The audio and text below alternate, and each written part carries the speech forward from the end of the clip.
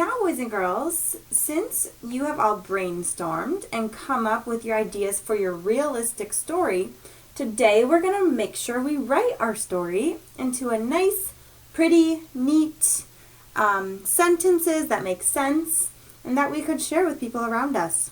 Okay? So, I have my writing journal from yesterday. I've turned to the page where I wrote down my ideas. Yesterday, we came up with our characters, where they were, and what they were doing, okay? So, today we get to write our story and draw an illustration. An illustration is a picture, okay?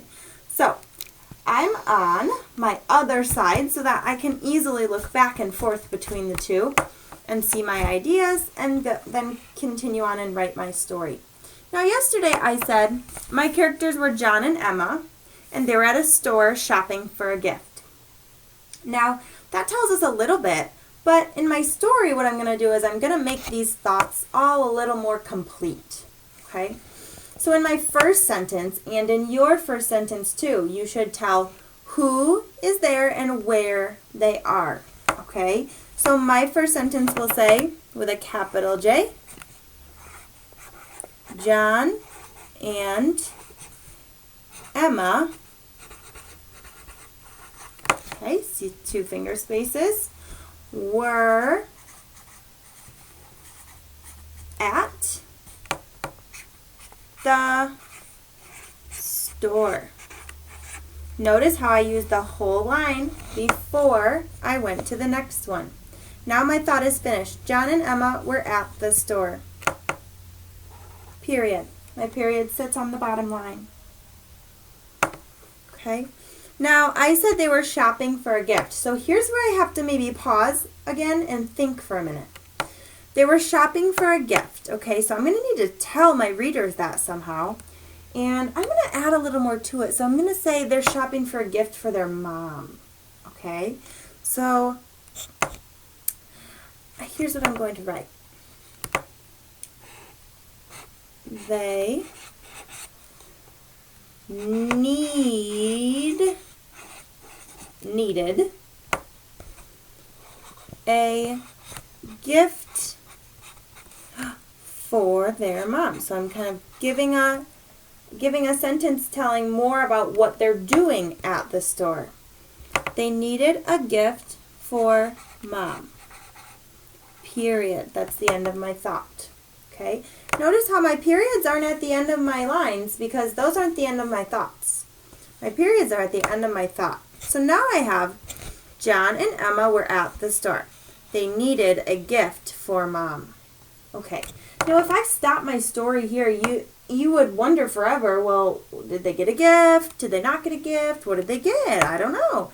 So my story's not going to end here. I need to give a little conclusion. Okay? They needed a gift for mom. So I'm going to tell my reader what they ended up finding. With a capital T, because it's a new sentence. I only have room for one word on the rest of this line, and that's okay. I'm going to just go ahead to the next line. They found a ring for her. My period sits right on the line. Okay, there's my story. John and Emma were at the store. I talked about who, and I talked about where. They needed a gift for mom. Ooh, so they almost have like a problem. Like they don't have a gift yet and they need to get one. So did they solve it? They found a ring for her. They did. They found a ring to buy for their mom. So remember, your story has to be something that could happen. Could John and Emma really be brother and sister? Yes. Could they go to the store and look for a gift for their mom? Yes, that's something that really happens. And they found a ring for her. Could they actually do that in real life if it did happen? Yeah, sure. Kids could buy a ring for their mom as a gift. So remember, your story is made up. This didn't actually happen, but it has to be something that could happen in real life. So now it's your turn. Go ahead. Your first sentence, if you haven't already, you'll write who and where they were. So and so were blah, we're at blah, blah, blah. Or so-and-so, we're at the beach. Or so-and-so, we're at the park. Okay? So-and-so, we're in the woods. Maybe your setting is in the woods. Okay? And then write 2 more sentences about what they do in your story. Maybe give a little problem, like John and Emma needed a gift for their mom. They hadn't found one yet. Maybe so-and-so were in the woods. They wanted to find a frog. Did they find it? Maybe they did. Maybe they didn't. That's what your third sentence is for. Third sentence is to tell what happens at the end of the story. Okay, use those imaginations, but make sure they're things that could actually happen in real life. Then when you're finished with writing, you can draw a picture up at the top here. Take a picture of it. Make sure your words are nice and big in the picture and your picture's close up so I can read it on Seesaw. Can't wait to see what you got.